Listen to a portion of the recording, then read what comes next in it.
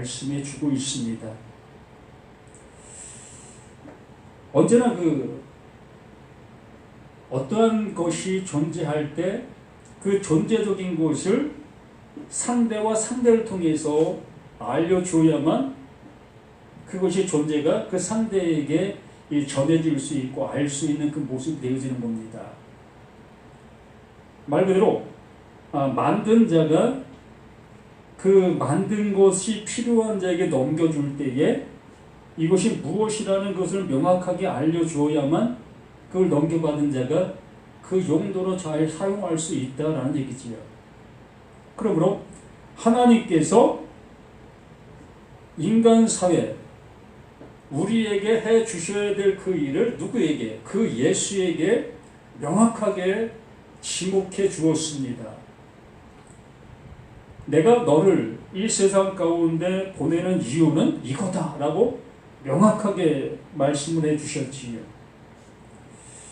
요즘 고난주간, 종려주일 이런 그런 모습 속에서 많은 사람들이 이 고난을 묵상하면서 예수님의 그 고난을 자신이 이 세상 속에서 한번 체험해보자 라는 그러한 관념의 모습으로 지금 현재 살아가는 사람들이 많이 있습니다.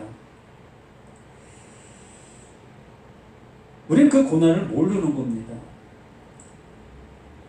우리가 그 고난에 동참한다는 그 자체 또한 어리석은 거예요.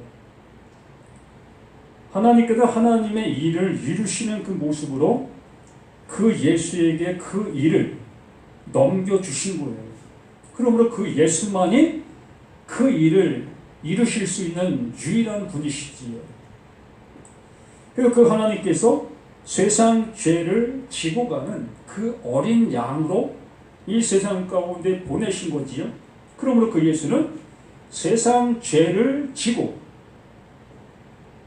죽으시는 그 사명, 그 일을 완수해야 되는 것이 그 예수의 그 일입니다.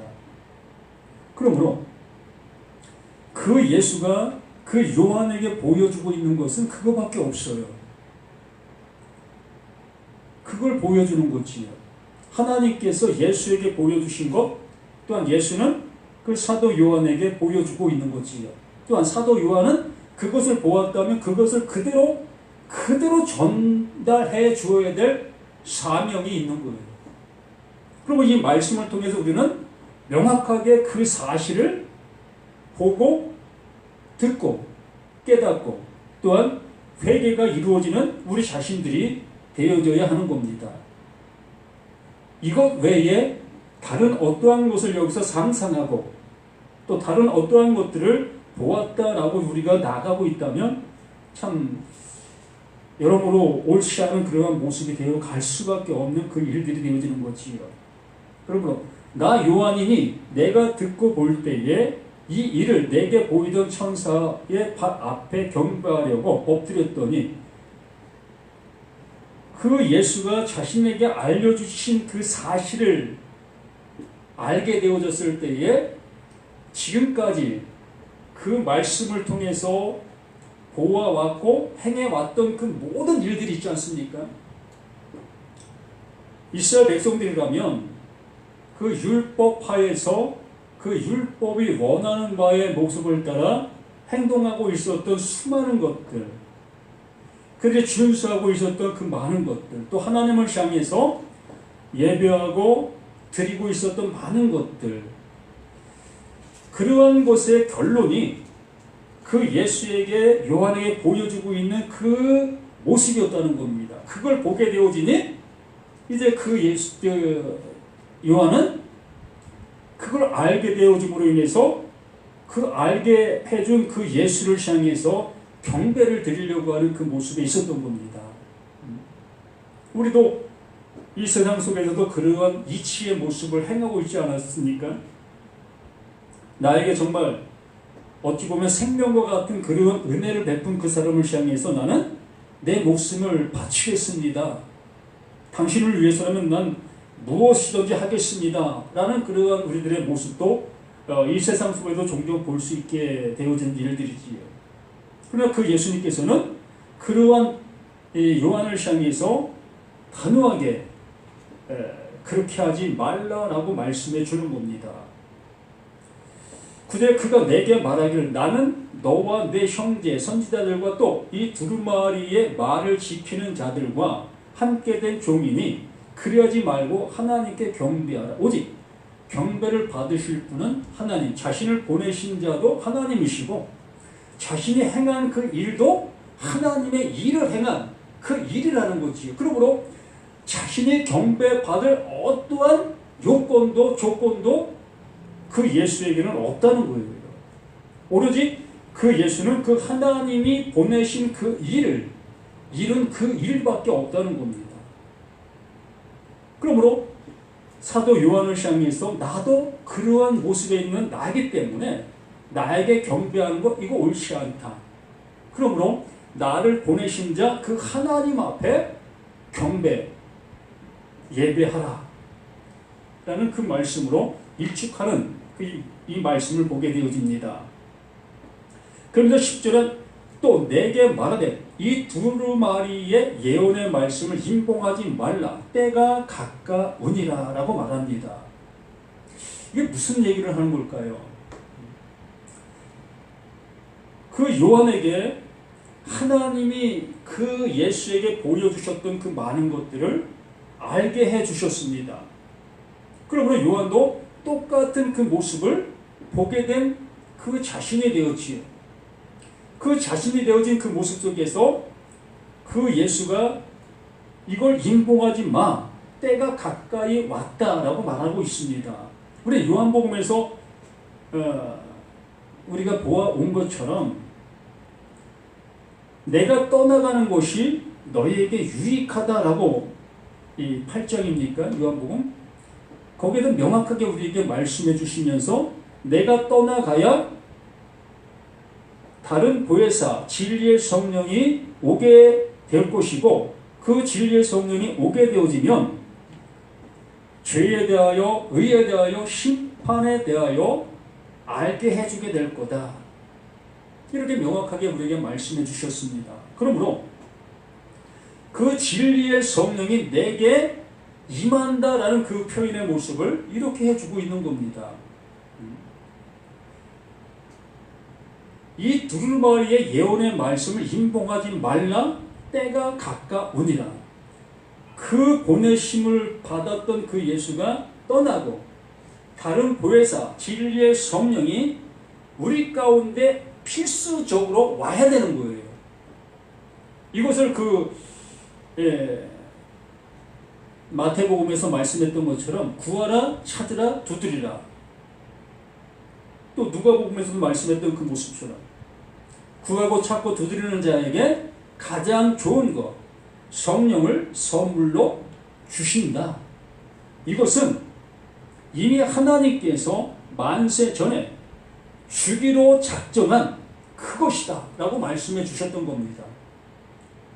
왜? 이걸 줘야만 되니까. 이걸 주기 위한 분이 하나님이시기 때문에 하나님이 우리에게 무엇을 진 자다? 빚을 진 자다 라고 얘기하시는 거예요. 그러므로 그 예수를 보낸 이유가 빚 갚기 위하여 보내신 거예요. 하나님은 나에게 빚을 지셨기 때문에 그 빚을 갚기 위하여 그 예수를 우리 가운데 보내신 거다라고 얘기하는 거예요. 그래서 구하라 찾으라 이걸 우리에게 부탁하는 그러한 모습이 아니라 그 하나님 앞에 주십시오 주십시오 주십시오 이렇게 사정하는 것이 아니라 이건 너희들이 주려고 이미 준비해 놓은 것이 이건 너희 거이기 때문에 담대하게 구해. 내 것 달라고 하는 그 모습으로 구해 라고 그 예수님께서 우리에게 알려주시고 있었던 겁니다. 이렇게 하나님은 이 말씀을 통해서 이것을 열어 이것을 꺼내주시려고 하고 계셨던 그 하나님이셨던 거예요. 그러므로 임봉하는 모습이 있어서는 안 된다는 거지요. 때가 됐으니까. 이제 하나님의 때가 되었기 때문에 그 말씀이 열려져서 그 열려지는 그 모습 속에서 그 진리의 성령이 우리 안으로 그 말씀이 들려지게 될 것이다 라고 말씀해 주는 겁니다. 그러면서 참 11절에 이상한 말을 하고 있어요. 불의를 행하는 자는 그대로 불의를 행하고 또 더러운 자는 그대로 더럽고 의로운 자는 그대로 의를 행하고 거룩한 자는 그대로 거룩하게 하라. 이게 무슨 말일까 이게? 이걸 이렇게 나가볼 수도 있습니다. 앞에 두 상황은 A와 B로, 또 뒤에 두 상황은 A 다시 B 다시로 우리가 생각해 볼 수 있습니다. 우리 일상의 모습에서 한번 생각해 본다면, 서두에 내가 말씀을 드렸습니다. 내 신앙의 끝이 지옥이라면이라는 그 모습 속에서, 그러나 그 자신은 내가 그 지옥을 향해서 가고 있어도 그걸 모른다고 했어요. 왜? 그걸 분별할 수 있는 지각이 그 자신에게는 없기 때문에. 그러므로 이 불의를 행하는 자는 그대로 불의를 행한다라는 그 표현은 이스라엘 백성들, 바리새인들, 서기관들 그 말씀을 너무나 잘 알고 있는 그들이었지요. 그들은 자신들이 그 일을 하고 있는 그 일들이 절대적으로 불의한 일이라고 생각지 아니합니다. 그들은 그게 무슨 일이에요? 진리를 고수하고 하나님을 기쁘시게 하는 그 일, 자신들이 구원받을 수 있는 그 일이라 여기면서 그 일을 하고 있는 거예요. 하나님의 말씀이 안 들리고 있는 그 상태라는 거죠. 그러나 그들은 그게 의를 향해서 가고 있는 거예요.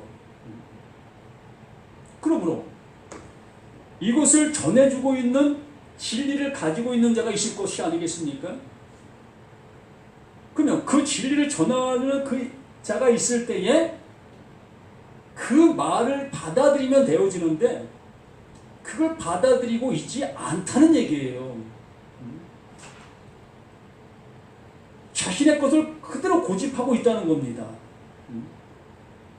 하나님께서 이렇게 창세기부터 요한계시록까지 오늘 이 말씀에 이르기까지 계속해서 진리를 설명해 주셨는데도 불구하고 그들은 자신의 진리를 가지고 있다 여기면서 자신의 것을 고수하고 있다는 거예요. 그러므로 그 하나님도 어찌할 수 없는 그 모습이라는 겁니다. 어찌 그 하나님께서 불의를 행하는 그를 향해서 가만히 내버려 두시겠습니까? 이러한 말씀을 이사야에서도 비슷한 말을 했어요. 그들이 하나님을 섬긴다 하면서 마음으로는 멀다라는 그러한 표현을 했지요. 왜 그런 표현을 했을까요? 그들은 자신들의 행동의 그 모습이 그 하나님을 기쁘시게 해드리는 그 행동이라 여기면서 그 일들을 하고 있기 때문에 그 말씀 안에서 말씀해 주시려고 하시는 그 말씀의 의도, 인도하고 있는 그 인도의 길로 못 가고 있었던 그들의 모습이었기 때문에 그들은 그 행동으로는 하나님을 기쁘시게 한다는 그 행동이었지만 그것이 곧 하나님을 멀리하는 그 행동의 모습이었다라고 이사야가 그들을 향해서 외치고 있었던 거지요. 이걸 예수님께서 그대로 인용을 하셨던 그 말씀도 있지 않았습니까? 그럼 여기에 말씀하시는 그 모습도 불의를 행하는 자는 그대로 불의를 행할 수밖에 없는 거예요. 회개를 할 수가 없는 겁니다. 왜? 내 안에 그걸 알 수 있는 지각이 없기 때문에. 말 그대로 고집세인 거예요. 이사야에서 그 말씀도 했습니다. 내 안에 기름덩어리가 그냥 가득 차서 하나님께서 말씀해 주시는 말씀들이 안 들린다는 거예요. 나의 지식과 나의 경험과 또한 이 조상들로부터 이어온 그 율례들, 이러한 것들로 인해서 하나님의 말씀이 새롭게 들리지를 아니한다는 거예요. 그냥 자신이 가지고 있는 그 모습을 그대로 유지하고 이것이 옳거니라는 그 모습으로 가고 있는 그 상태. 이것이 같은 신앙과 같은 상태에 있는 사람들에게는 어떤 모습이겠습니까? 너무나 빛이 나는 그 모습이지요. 이걸 지금 시대로서 얘기하면 거룩하게 신앙생활하는 장로들이라고 표현할 수도 있습니다.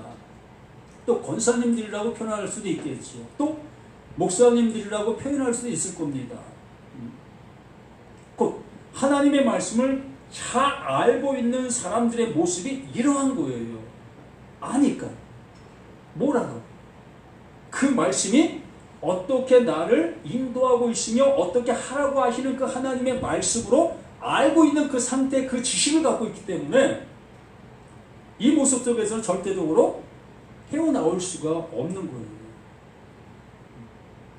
이걸 우리에게 이렇게 말씀해 주는 겁니다. 그래서 10절에서 이렇게 말씀해 주신 거죠. 이 말씀을 임봉하지 마. 때가 가까이 왔어. 그럼 너에게 이걸 알게 되어지게 됐을 때에 너는 그 알게 된 그것을 주는 자가 되어져야 될 거야. 그러므로 그걸 주게 되어졌을 때에 불의한 자는 그냥 불의한 그 모습인 것이 그들에게 나타나는 그게 심판이 되는 거예요.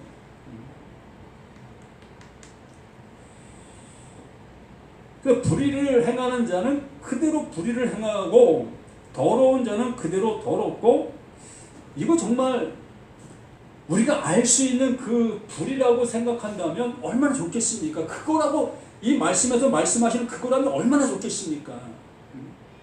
누구든지 알 수 있는 일이니까.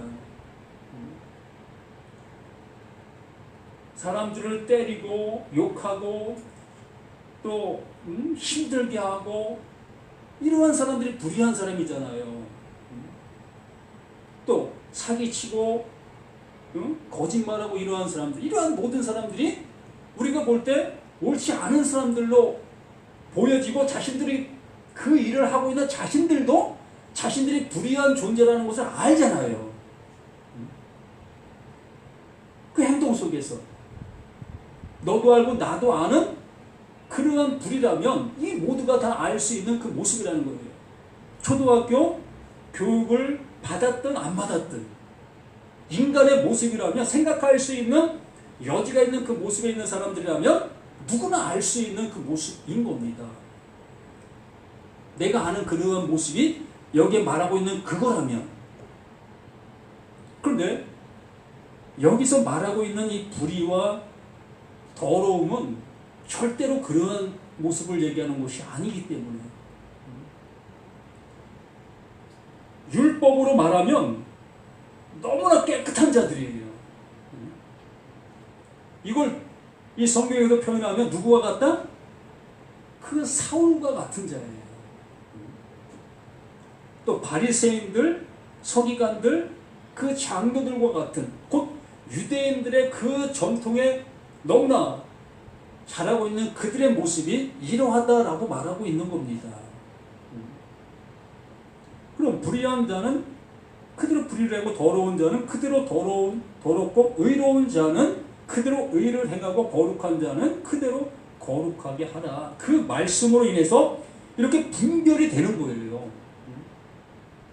그러면 나 자신 속에도 이것이 명확하게 분별이 되어져야 합니다. 무슨 얘기냐면, 나라는 내가 이 말씀, 진리의 성령이 내게 조명, 빛을 비춰주니까 내가 불의한 자, 또한 더러운 자, 또 거짓말을 갖고 있는 자, 이러한 모습이 명확하게 증명이 되어질 수 있는 자가 되어져야 할 것이라는 거지요. 그렇게 되어지지 아니하는 그는 또한 그게 거짓말인 거예요. 그게 불의한 거고요. 참, 그래서 말씀이 참 어려운 거예요. 그럼 어떻게 하라는 거야? 뭐 이렇게도 아니고 저렇게도 아니고 그럼 뭘 어떻게 하라는 거야? 이러한 멘붕에 빠질 수밖에 없게 되어지니까. 그러므로 이 하나님의 말씀이 진리의 성령이 내 안에 들어오면 내가 지금 잘하고 있었던, 열심을 내고 있었던 이것이 불의와 더러움으로 나 자신 속에 발견이 되어진다면 비로소 그 하나님 앞에 회개하는 그 모습으로 나아갈 수 있게 되는 거예요. 그래서 그것이 진리의 성령이 내 안에 임하여 그 말씀이 들려질 수 있는 그 모습이 되었다라고 얘기를 하는 거지요. 그러면서 12절에 말씀합니다. 보라, 내가 속히 오리니. 이게 뭡니까? 내가 속히 오리니. 그러면 오면 되는 거잖아요. 그 하나님이 임마누엘 해 주시면 되는 거잖아요. 이것을 다른 어떠한 모습으로 표현할 수 있습니까? 다른 말로 얘기할 수 있는 것이 있겠습니까? 보라, 보라, 되었다. 이제 하나님께서 우리에게 이루실 그 모습이 되었다. 그 하나님이 그 예수에게 그걸 주신 그 상태. 너 보았냐? 내가 준 거 보았냐? 예, 보았어요. 이 상태. 또한 예수님께서 사도 요한에게 주신 그것. 내가 준 거 보았냐? 예, 보았어요. 그럼 뭐가 임한 거예요? 하나님이 주시려고 하셨던 그 은혜가 임한 거잖아요. 여기에 다른 것을 더 첨가시킬 어떤 것이 존재할 수 있겠습니까? 하나님의 것을 넘겨주셨다면, 그 하나님의 것이 넘겨받았다면 여기에 더 이상 뭐 더 플러스 마이너스 할 이유가 없게 되는 거예요. 이걸 가감과 제함과 가감의 모습을 얘기하는 겁니다. 이걸 가감의 모습을 얘기하는 거예요. 그래서 내가 속히 오리니 내가 줄 상이 내게 있어. 그 안에 존재하는 그것이 상이라는 겁니다. 예수 안에 가지고 있는 그 영원한 그것이 상이라는 겁니다. 내가 줄 상이 내게 있어 각 사람에게 그가 행한 대로 갚아주리라. 무슨 얘기예요? 뭘 행해? 예? 뭘 행하지요? 하나님이 하시라고 했던 그 많은 일들이 있지요. 네가 죄를 졌으면 짐승 잡아. 또 네게 있는 것이 아니면 11조 드려. 또 전리마다 빈손으로 오지 말고 항상 들고 와. 이렇게 그 하나님께서 말씀해 주셨습니다. 그러면 우리는 그 말씀을 듣고 그 하나님이 하라고 하시는 그 행동들을 우리는 해 나가지요. 그러나 내가 아무리 잘 준비하고 열심을 내어지는 그 모습을 할지라도 그 하나님의 마음에 맞을지 안 맞을지는 미지수잖아요. 내가 아무리 잘 준비했다 할지라도, 내가 아무리 열심을 냈다 할지라도 그 하나님께서, 받으시는 그 하나님께서 너 이거 가져왔네? 이거 뭐야 이거? 응? 이 썩은 걸 가져왔어. 너 그 열심 갖고 되겠어? 응? 이렇게 말씀해버리면 우리는 그냥 아무것도 아니네. 완전 누구를 말하면 멘붕에 빠지는 거대. 응? 그런 상태가 됐을 때 그럼 하나님 뭐 어떻게 하라고요? 라고 우리가 되어져야 될 건데 그렇게 되어지지 못하고 또 어떻게 합니까? 야, 하나님이 들으시는 게 이거 아닌가? 그럼 또 다른 거 준비해야지. 우리 열심의 모습으로 다른 걸 찾게 되어진다는 거예요. 이러한 모습이 우리들의 모습이라는 겁니다. 그래서 여기서 각 사람에게 그가 행한 대로 갚아준다는 그 의미는 여기 말하고 있잖아요. 그 상을 누가 가지고 있다? 그 예수가. 그 상을 누가 가지고 있다? 그 하나님이. 그러므로 그 하나님이 그 예수에게 넘겨주셨습니다. 그러면 그 예수는 그 상을 누구에게? 요한에게 넘겨주었지요. 그러므로 요한에게 넘겨받은 그 상은 이 말씀 안에 담겨 있습니다. 우리가 보고 있는 이 성경 안에 그 상이 담겨 있어요. 그러면 우리가 아무리 열심을 내서 이 말씀에 합당한 우리들이 될 수 있겠느냐는 것이요. 어떤 모습으로? 발부둥 쳐도 우리는 이 성경에 100을 이룰 수 있는 어떤 존재도 없어요.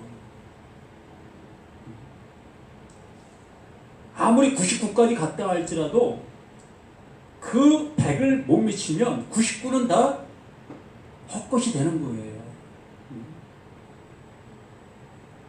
그럼 우리의 수고와 우리의 노력으로는 그 하나님이 주시려고 하시는 그것을, 그 상을 어느 누구도 받을 수 없다. 이게 결론이에요. 그러므로 그 하나님의 그 말씀을 깨닫는 그 모습이 그 상을 받는 거예요. 그 말씀이 내게 잉태되어지는 그 잉태가 그 상을 받는 거예요. 그러므로 그 마리아가 하나님의 말씀이 잉태가 되었습니다. 그러므로 그 마리아는 누굴 받았어요? 그 예수를 받았어요. 또한 사도 바울 담에석상에서 그 예수를 만나게 되어지지요. 너 나 왜 이렇게 핍박해? 네가 하고 있는 그 일들이 지금 나를 뒷발로 차고 있는 그 모습인데 그게 가시체를 차고 있는 거야. 그 말씀이 그에게 잉태가 되었습니다. 그러므로 그 말씀으로 인해서 이 성경이 달리 보이게 되어지게 된 것이요. 그게 내가 줄 상인 거예요. 우리 모두에게도 이 말씀이 이제 그 하나님께서 의도해 주신 그 말씀으로 보게 되어지게 될 때에 그것이 말씀 안에 담겨 있는 그게 상인 겁니다.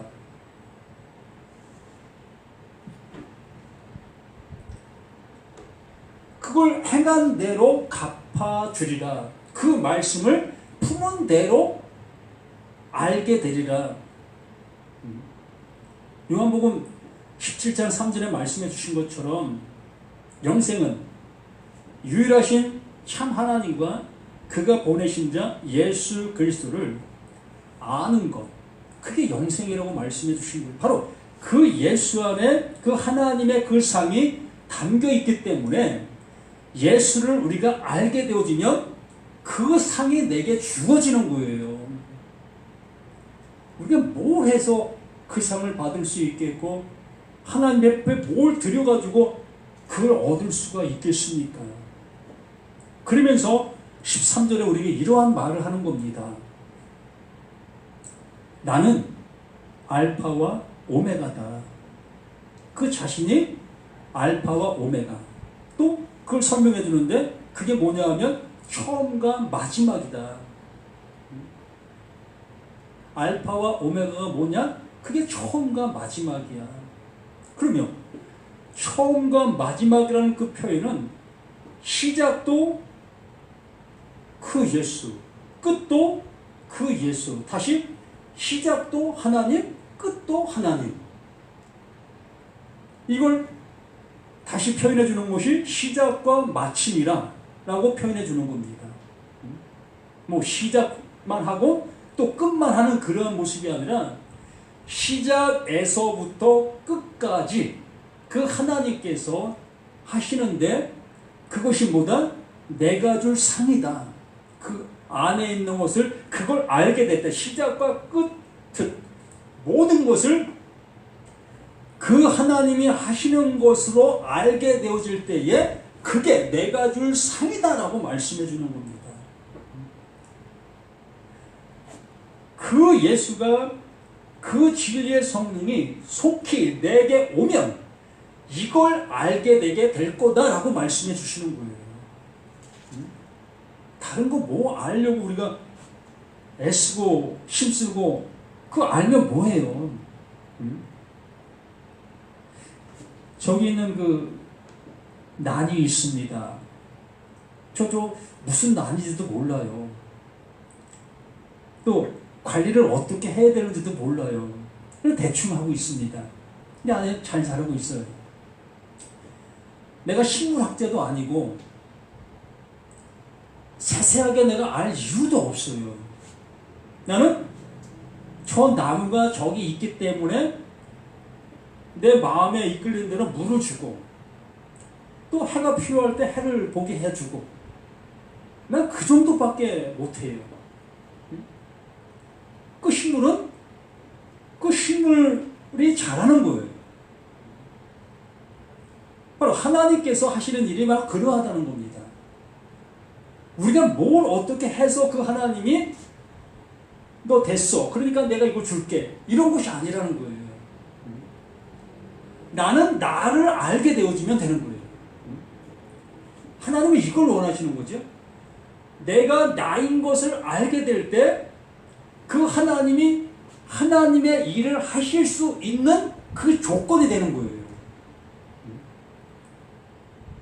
내가 나인 걸 모르는 나에게 그 하나님이 어떻게 일을 하실 수가 있겠습니까? 서두에 말씀을 드린 것이 바로 그 얘기예요. 내 신앙이 그 끝이 지옥이라면 우리는 그걸 알지 못하는 그 상태가 그게 지옥인 거예요. 명확한 사실로 이 성경은 말하고 있습니다. 이 성경에서 말하고자 하는 그 내용을 안에 담겨있는 그 하나님의 마음을 못 알아보게 되어지는 모든 자는 그게 지옥이고 그게 허물과 죄다라고 얘기를 하는 거예요. 여기에 말합니다. 나는 알파와 오메가의 처음과 마지막이요 시작과 마침이다. 이 말을 못 알아듣고 있는 그 상태가 지옥이라는 거예요. 누구 못 알아듣습니까? 다 알아듣잖아요. 아, 예수가 알파라네? 아, 예수가 오메가라네? 아, 예수가 처음이라네? 아, 또 예수가 마지막이라네?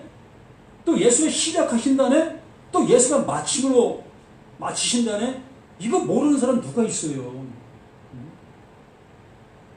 이거 알면 그 상 받는 겁니까? 그 얘기가 아니잖아요. 바로 예수 안에 그 하나님이 줄 상이 담겨 있다. 그러면 그 예수 안에가 중요한 거잖아요. 겉에 드러난 그 모형을 갖고 있는 그 예수가 중요한 것이 아니라 겉에 드러난 그 예수 안에 담겨있는 하나님의 그 마음이 중요한 거잖아요. 그래서 제가 늘 말씀을 이렇게 힘들게 얘기를 하는 거예요. 알파와 오메가, 처음과 마지막, 시작과 마침. 이 성경 전체가 그 예수가 그거를 그 안에 담아 놓았다라고 말하는 겁니다. 모든 말씀 속에 이 말씀이 그 안에 존재하고 있다는 거예요. 그러면서 14절 자기 두루마리를 빠는 자들은 복이 있나니 자기 두루마리를 빠는 자들은 복이 있다. 두루마리가 뭐지요? 옷이지요. 요즘엔 두루마기 안 입잖아요. 우리 어렸을 때만 해도 명절 때만 되면 어른들이 두루마리를 늘 입고 이렇게 다니셨던 모습들을 봅니다. 저는 한 번도 못 입어본 것 같아요. 앞으로 또 시간 되면은 기회 되면 입을 수 있을지 모르겠지만 아직은 한복은 입어봤지만 그 한복 겉옷에 있는 그 두루마리는 아직 못 입어봤습니다. 그러면 이 두루마리라는 것은 그 옷이라는 것은 아니에요. 나를 가릴 수 있는 그 매개체, 나를 덮을 수 있는 그 매개체. 우리 성경에서는 우리 상태적인 그 모습 위에 하나님의 은혜를 얘기하는 때마다 그 옷이라는 표현으로 얘기를 합니다. 이건 입어도 되고 안 입어도 되는 것이 아니라 모두에게 입어야 될 그 옷이라는 거예요. 그런데 누구나가 그 옷을 다 입고 있어요. 모두가 다 흰 두루마리라고 여기고 그 옷을 입고 있습니다. 여기에도 분명히 말하고 있습니다.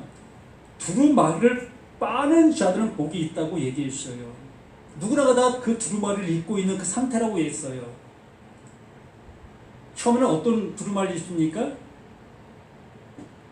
율법을 모르든 알든 모든 사람이 다 율법이라는 두루마리의 옷을 입은 거예요. 그 옷을 입는 순간 모두가 다 그 두루마리 안에 쌓여있는 그 행동들을 할 수밖에 없었던 겁니다. 그렇잖아요. 어른들도 그 두루마리를 딱 입는 순간 행동 거지가 틀려져요. 또 그것을 입고 해야 될 그 제사의식이라든가 또 우리 어른을 찾아뵙고 절을 하신다든가 이러한 것들, 이러한 모습으로 나타나는 그 현상들을 우리는 어렸을 때 보아왔습니다. 평상복으로 입었던 옛 시절도 있으셨지요. 이렇게 여기에 말씀해 주시는 것처럼 그 두루마리를 빠는 자, 그 율법에 처음 입었던 그 두루마리, 난 두루마리 안 입었어 라고 하는 그 사람도 그 율법의 두루마리를 입은 거예요. 교회를 다니든 교회를 안 다니든, 성경을 알든 성경을 모르든 모두가 다 그 율법의 두루마리를 입은 거예요. 눈에 보이는 그 모든 것이 율법이니까. 아니, 이 육신덩어리 나 자신도 보다 이게 율법이에요. 그러므로 나라는 이 존재가 존재하는 그 모습으로는 모든 것들을 다 이렇게 내가 보는 그 모습으로밖에 볼 수가 없는 겁니다. 그러므로 이 두루마리를 빠는 자, 무엇을 빨아야 될까요? 진리의 성령, 그 진리의 성령이 내게 임하게 되어졌을 때 비로소 두루마리가 빨려지는 거예요. 이것도 내가 빠는 게 아닙니다. 우리는 아무것도 할 수 없다니까요. 우리 빨래 잘 알잖아요. 빨래 우리가 하잖아요. 그런 걸 보면서 이런 걸 보면서 야, 우리가 날마다 회개해야 되는구나. 이러한 모습으로 가게 되어지는, 이게 율법의 옷을 입은 사람들의 모형인 거예요. 그래도 날마다 회개하는 그 회개를 하지요. 근데 그것이 하나님이 원하시는 회개도 아니잖아요. 이 세상 속에서 나쁜 짓 한 그 모습을 회개한들 그게 회개가 됩니까? 또다시 똑같은 모습으로 행동을 할 수밖에 없는 게 우리들의 모습인데, 그러므로 그 진리의 성령이 내게 임하게 되어지니까 이 말씀들, 내가 잘못 알고 있었던 말씀들이 드러나는 겁니다. 이걸 빤다라고 얘기를 하는 거예요. 그 말씀, 그 진리의 성령으로 인해서 알게 되어져 가는 그 말씀들, 그 은혜죠. 그러니까 이 두루마리를 빤다라는 그 표현을 달리 표현하면 하나님의 은혜를 받고 있다라고 얘기하는 겁니다. 달리 표현한다면. 그리고 두루마리를 빠는 자들은 복이 있게 될 수밖에 없는 그 말씀을 아니까, 이 말씀이 이 말씀이어서 이걸 이렇게 말씀해 주고 계셨던 거예요. 우리에게 이걸 이렇게 인도하고 있었던 거예요. 이러한 모습으로 우리가 이끌림을 받게 되어지니까.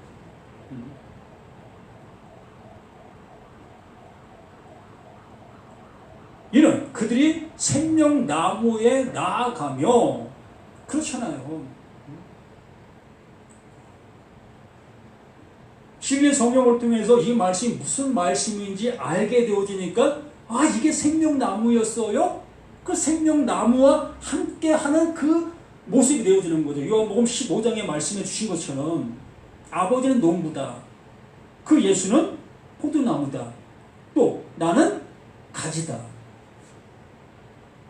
한 모습이 되어지는 그 상태가 되는 거지요. 예수가 하나님 안에, 또 예수가 내 안에, 또 내가 예수 안에, 내가 하나님 안에 이 모습이 되어지는 거 아니겠습니까? 이 말씀을 이렇게 여기에 이렇게 표현해 준 것 뿐이에요. 어려운 모습으로 이 말씀이 보여지기 때문에 어렵게 보일 수밖에 없는 거죠. 생명나무라고 얘기하니까 뭐 특별한 곳으로 우리는 여기게 되어지게 되잖아요. 이 성경 창세부터 요한계시록까지 전체가 다 생명나무인데, 이 말씀이 생명나무인데 뭐 생명나무를 어디 가서 우리가 찾기려고 애쓰고 있었습니까? 그러므로 이는 그들이 그 생명나무에 나아가며 문들을 통하여 성경에 들어갈 권세를 받으려 함이라. 문이 요한복음 10장에서 말씀하시죠. 나는 양의 문이다. 나로 말미암지 않고 들어가는 자는 다 강도요 도적이다 라고 얘기했습니다. 그러면 우리가 알고 있는 문이 뭐지요?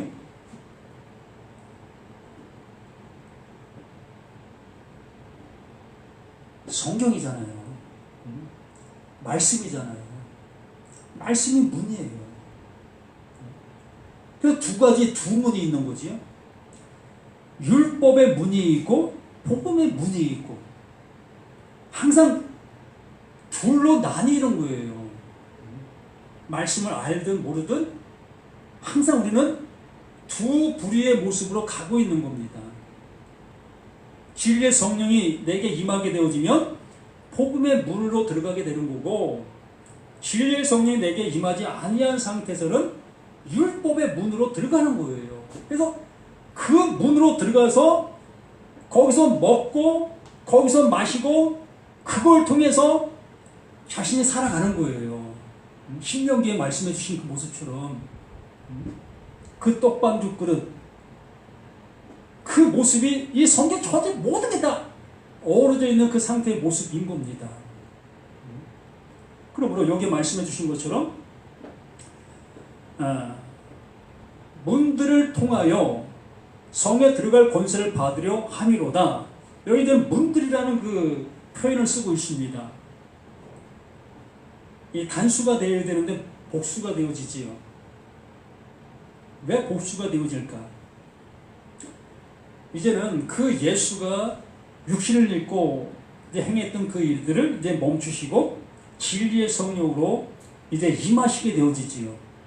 그러면 진리의 성령이 임하게 되어지게 되면 한 사람에게만 임하는 것이 아니라 이 말씀이 주어져야 될 그 은혜가 수여될 수 있는 모든 자들에게 그 하나님의 말씀이 들려지는 거죠. 그 말씀이 들려진 그 모든 자들이 뭐가 되는 거예요? 그 문이 되는 거예요. 그래서 문들이 되는 거지요. 이 말씀들을 바르게 증거할 수 있는 증거자들이 되는 거예요. 이게 증인이다라고 얘기를 하는 겁니다. 이제부터 이 계시록 20장 4절입니까? 그 말씀으로 인하여 목배임을 당한 자들, 그러한 자들이 그 예수의 그 증인이잖아요. 여기도 말씀해 주신 것처럼 진리의 성령이 내게 임하게 되어지면 그 임한 자들은 그 예수의 그 증인이 되는 거예요. 뭘 전하겠습니까? 그 하나님이 자신에게 주신 그것을 전하지요. 그 주신 게 뭐가 있겠습니까? 엉뚱한 나도 알 수 없고 너도 알 수 없는 그런 걸 얘기하는 것이 아니라 오로지 이 말씀 안에서 말씀해 주시고 있는 그 한 가지, 그것만 얘기하시고 계시는 이 모든 것들이기 때문에, 그러므로 그 문이 되어진 자들은 그 문 안에 존재하고 있는 하나님 주신 유일한 그 생명, 그 진리만을 외칠 수밖에 없다라고 얘기를 하는 겁니다.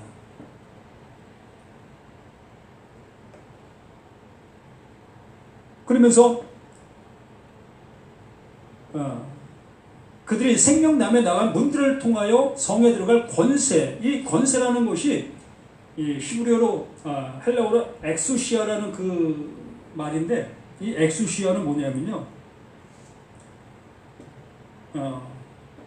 뭔가를 알 수 있는 능력,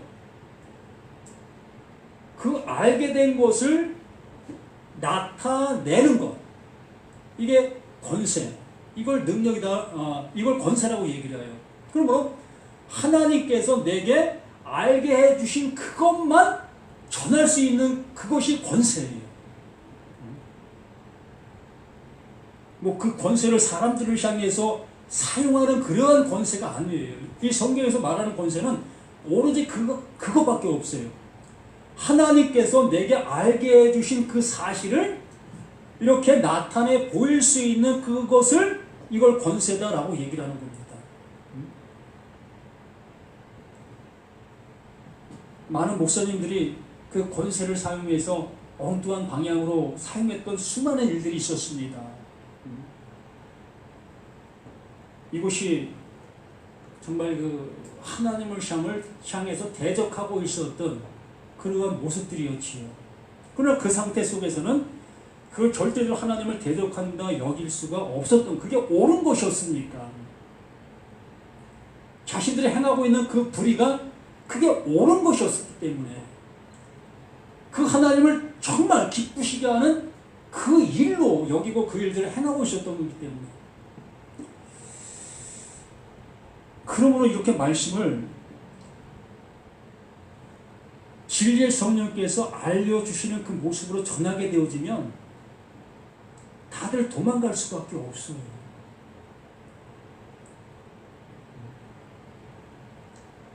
내가 행하고 있었던 그것이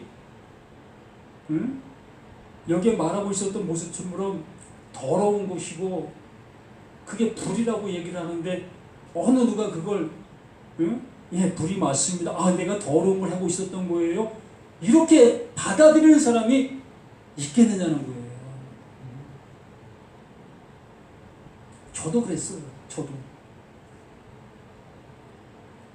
그러면서 15절을 말씀해 주는 겁니다.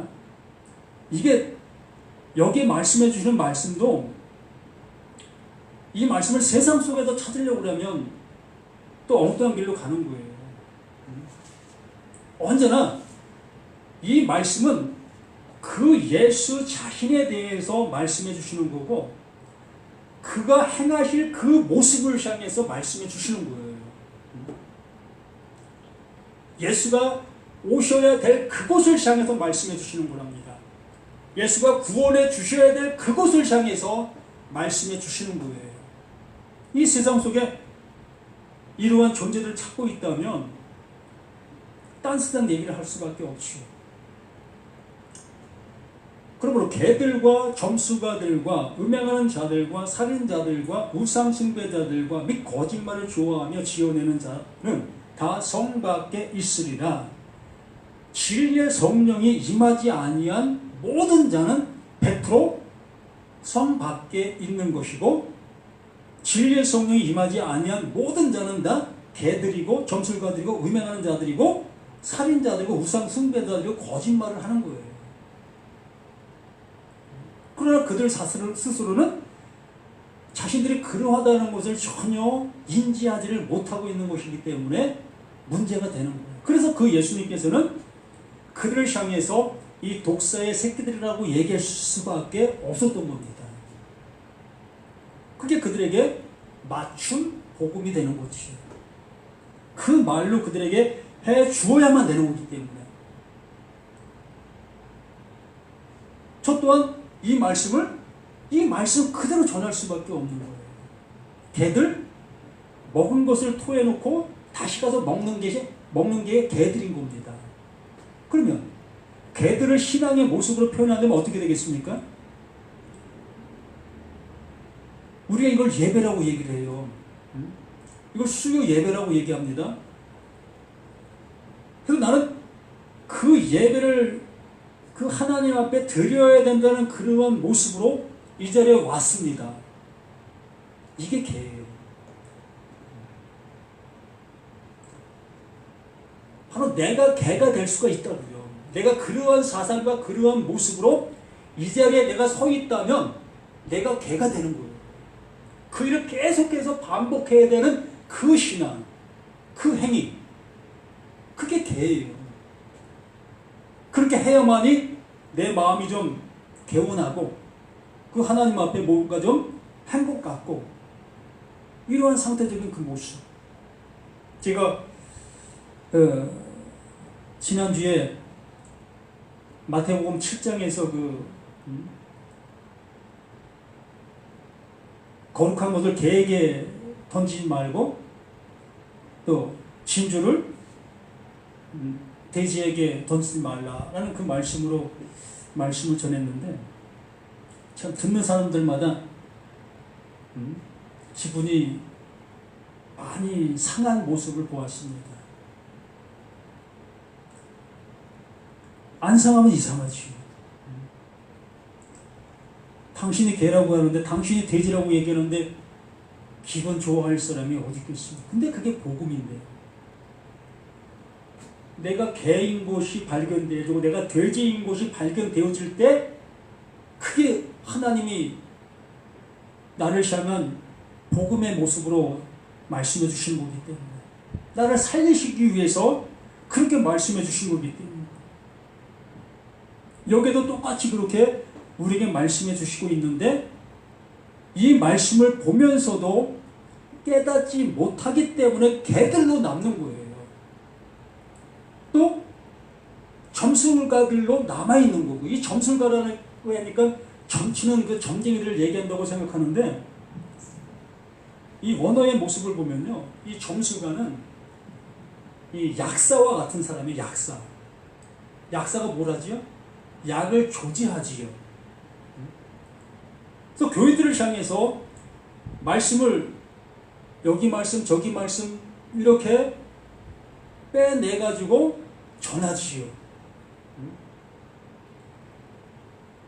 누가 보면 우리 목사들이 이 약사인 거예요. 이 점술가가 되는 겁니다. 하나님의 말씀은 이렇게 편집해서 뭘 만들어서 이렇게 전하라고 말씀 주신 거 아무것도 없어요. 한 군데도 그렇게 하라고 하시는 그 하나님이 아니에요. 하나님은 그 말씀 속에서 이유와 근거가 있기 때문에 그 말씀을 거기에서 그렇게 하고 있었던 거기 때문에. 그러므로 이 말씀들 또 음행하는 자가 누가 음행하는 거지요? 맞아요. 남녀가 좋지 않은 그 모습으로 하는 그 모습이 음행이 맞습니다. 우리는 그걸 잘 알고 있잖아요. 그러므로 하나님을 향해서 그러한 상태적인 그 모습이 음행하고 이 말씀 앞에 있는 나의 모습이 그 음행의 모습이 되어지고 있는 거예요. 이 말씀은 뭐야? 저 말씀은 뭐야? 이러한 상태들. 모든 말씀은 그 하나님이 주시려고 하시는 유일한 그것만을 얘기하고 있는데 우리는 그 말씀을 찾아다니면서 그것에 대한 어떠한 지식에 또한 그걸 통해서 그 하나님을 섬기려고 하는 그러한 모습으로 우리는 가고 있는 그 상태. 이러한 모든 모습이 음행하는 그 모습이고 살인자는 뭡니까? 이건 똑같아요. 짐승을 계속 잡아야 되는 그러한 상태적인 그 모습을 얘기하는 겁니다. 자, 우리 날마다 회개한다고 하지요. 회개를 왜 하지요? 내가 볼 때 그 하나님 앞에 내가 부충한 것이 있기 때문에 옳지 않은 것이 있기 때문에 그 하나님 앞에 회개하는 것, 회개한다는 그 자체는 짐승을 잡는 거잖아. 이거 받으시고 내 죄 용서해 주세요 라고 하는 거잖아요. 그러므로 계속해서 그 짐승을 잡는 건데 누굴 잡는 거예요 지금은? 그 예수를 계속 십자가에 못 박는 거예요. 이미 그 예수는 한 번으로 끝나버리셨는데 그걸 자꾸 끄집어 내려서 그 예수 또 살려요. 죽은 예수를 다시 살려내고 있습니다. 누가? 내가. 살려내고는 예수님 나 보셨지요? 내가 이런 죄 지었어요. 그러니 예수님 나 대신 또 십자가 좀 지셔야 되겠네. 제가 우스개의 모습으로 이렇게 얘기하지만 이게 실제예요. 우리의 신앙의 모습이 이러하다고요. 죽은 예수를 왜 자꾸 살려요? 그 죽은 예수는 우리의 그 모든 죄, 정말 하나님께서 죄라고 말씀하신 그 죄를 짊어지시고 세상 죄를 짊어지시고 그 십자가에서 영원히 죽음으로 끝나셨어요. 완결하셨다고요. 그 예수가 다시 살아나면 안 돼요. 그 예수는 죽고 하나님께서 그 예수를 그리스도로 새로운 존재로 이끄신 거예요. 나 자신도 마찬가지예요. 내가 죽었다가 내가 살아나면 안 돼요. 죽었다가 내가 다시 살아나면 또 내 모습인데 이 모습 또 그 예수 잡아야 되잖아요. 우리는 이런 언어적인 모습에 너무 매여 있는 겁니다. 그러므로 여기에 말씀해 주신 그 모습들은 우상숭배, 이 우상숭배도 마찬가지예요.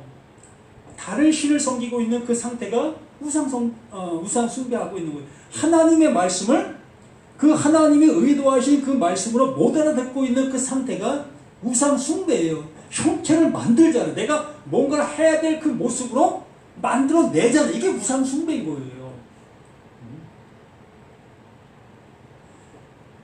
율법을 듣고 율법을 따라 내가 행하고 있는 그 상태가 그게 우상을 만들어 그 우상을 섬기고 있는 겁니다. 하나님은 그걸 통해서 우리에게 우리의 모습을 알게 해주시려고 하고 계셨는데 우리는 그것을 듣고 그것을 내가 실천으로 옮겨 그걸 행동으로 그걸 이루려고 하고 있잖아요. 그게 우상숭배가 되는 거예요. 또 거짓말을 좋아한다. 누가 거짓말을 좋아하겠습니까? 일부러 거짓말을 하는 사람 누가 있어요? 사기꾼들도 자기 집에 가서는 거짓말 안 해요. 자기의 어떤 이윤을 위해서 거짓말을 하는 거잖아요. 사기치는 것이 자신의 거짓말이라는 걸 알고 그 사기를 치는 거잖아요. 근데 여기는 내가 거짓말하고 있는 거짓말을 모르는 겁니다. 그렇기 때문에 그 하나님이 보실 때 그 진리의 성령을 통해서 보게 되어졌을 때에 그게 거짓말이다라고 알게 되는 거예요. 그래서 우리는 그걸 얘기해 줄 수가 있는 겁니다. 뭐가 거짓말이고 뭐가 참인지를 그 진리의 성령을 통해서 알아듣게 된 그 사실이기 때문에 그래서 이러한 모든 자들, 이러한 상태 속에 머물러 있는 그 모든 자들은 다 성 밖에 있게 되는 거예요. 이게 신앙의 끝이 지옥이 되는 겁니다. 열심의 끝이 지옥이 되는 거예요. 하나님 앞에 집 팔아서 드린 끝이 지옥인 거예요. 11조 정말 빼먹지 않고 열심히 드린 그 11조로 인해서 내가 지옥이 되는 거예요.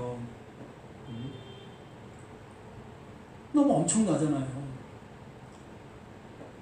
근데 이거 어느 누가 받아들입니까? 발로 내차야만 내가 지금 행하고 있는 그 행동들이 옳은 것이 되어지는 거예요. 그래서 이 말씀들이 그래서 어려운 겁니다. 너무 쉬운데 내가 받아들이기가 너무 어렵기 때문에 이 말씀을 교묘하게 다른 말로 해석을 해버리는 거예요. 그러면 모든 자가 들어도 흡족하게 되니까. 그걸 하는 사람도 이 말을 교묘하게 얘기하니까 아, 내가 이렇게 열심히 하는 것이 하나님이 기뻐하시는 그 일이구나. 하자의 모습으로 가게 되는 거예요. 그러나 이 말씀이 원하는 그 말씀을 알아듣게 되어지면 멈추게 되지요. 이게 그것을 얘기했던 거예요. 눈물, 콧물 펑펑 쏟을 수밖에 없는 거예요. 그럼 내가 지금까지 행한 게 뭐예요? 이 육신덩어리가 원수로 보이는 거예요.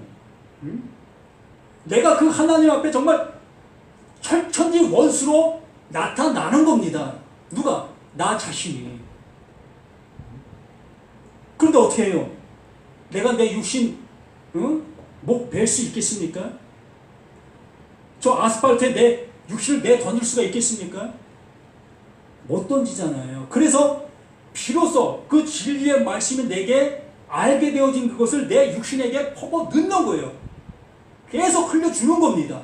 이것이 원수를 사랑하라 라는 말씀인 겁니다. 이게 원수 사랑이에요. 나에게 아픔 주고 있는 저들을 사랑하라. 사랑할 수도 없는데 뭐 어떻게 그들을 사랑해요. 또 이 평화를 우리가 잘못 해석하고 있었는데요. 이 평화라는 것은 인간사 속에서 불의했던 그 모습을 화해하는 것을 평화라고 얘기를 하는 것이 아니라 이것도 평화 맞아요. 이건 인간사 속에서의 모습이고 이 성경에서 말하고 있는 이 평화는 원수 되었던 나, 하나님과 내가 원수 되었던 내가 그 예수 그리스도를 통해서 화목하게 되어진 그 상태, 이걸 평화다라고 얘기하는 겁니다. 이거밖에 없어요, 성경에서는. 오늘도 요한계시록 22장 15절까지 이렇게 왔습니다. 다음 주가 마지막이 될런지 모르겠습니다. 뭐 마지막까지 간들 뭐 똑같은 얘기 계속 하는 거기 때문에 전 뭐 특별히 기대할 거 없어요. 이미 다 끝난 말씀들을 그냥 계속 반복하시는 것 뿐이니까요. 요한계시록 1장 1절에 말씀하신 것이나 요한계시록 21장 21절에 말씀하신 것이랑 똑같은 말이에요. 같은 말을 하고 있는 거예요. 22장 20절 뭐라고 얘기해요? 주 예수의 은혜가 모든 자들에게 있을지어다. 아멘. 아멘이잖아요. 이 얘기를 계속 앞에 하고 있었다는 겁니다. 그럼 우리 모두가 이러한 말씀 안에서 그 하나님이 주시고자 하시는 그 은혜 안에 온전히 거하실 수 있는, 우리가 아까 찬양을 부린 것처럼 그 예수와 그 하나가 되어지고 그 하나님과 하나가 되어지는, 정말 그 하나가 되어지는 우리가 되어서 살아가시길 바랍니다. 나는 이미 죽은 자예요. 없는 자, 이 세상에 없는 자인 겁니다. 없는 자인데 그 예수 안에 그 그리스도로 새롭게 태어나 지금 그 육신 속에 내가 지금 살아가고 있는 거예요. 그냥 우리는 영원으로 간 거예요. 우리는 그 영혼 속에서 지금 현재를 살아가고 있는 우리라는 것을 잊지 않고 우리 모두가 그 말씀 안에서 누리실 수 있는 우리 모두가 되기를 예수님의 이름으로 부탁을 드립니다. 아버지 하나님 감사드립니다. 더욱더 믿음의 은혜가 우리 모든 것들 속에 이렇게 나타나